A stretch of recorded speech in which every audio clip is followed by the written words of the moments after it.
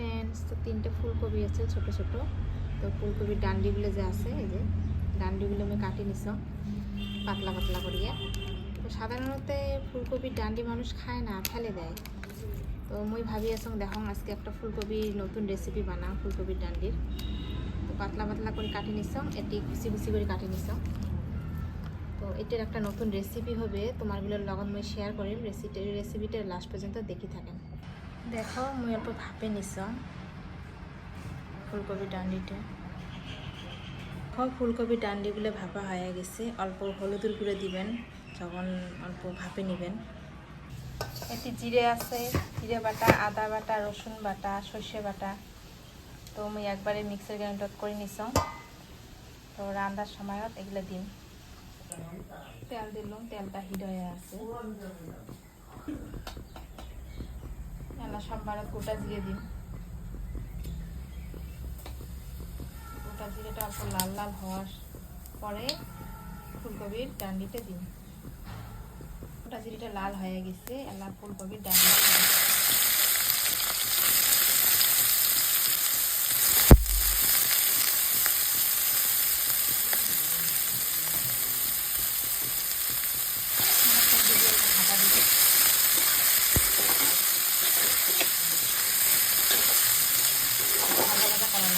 তারপরে মশলাটা দেওয়া লাগবে। লবণ দেওয়া হয়।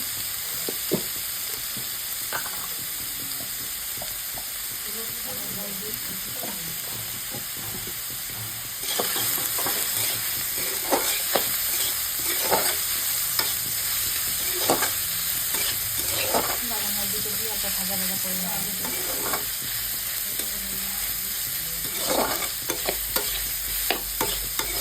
ভাজা ভাজা হয়ে গেলে তারপরে মশলাটা দিলাম। মশলা দিয়ে একটা ভাজা ভাজা করা লাগবে।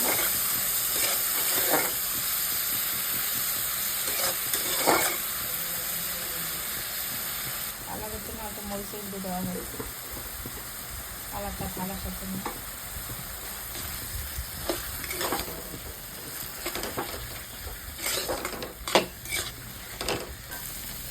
ভাজা ভাজা হয়ে গেছে এলা। তো এলা জল দিন।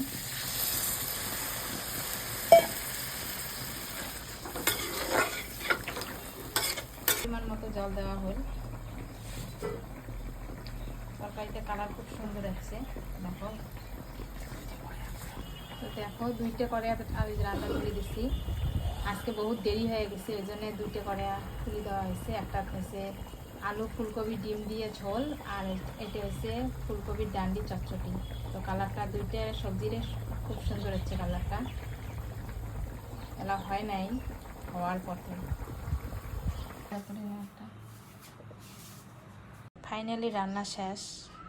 তো এলা আমি খাই। এটা হচ্ছে বাঁধাকপির লাবড়া, এটা হচ্ছে ফুলকপির ডান্ডি চটচটি, এটা হচ্ছে আলু ফুলকপি ডিম দিয়া, আর একটা ভাত। দেখো কত সুন্দর লাগিয়েছে।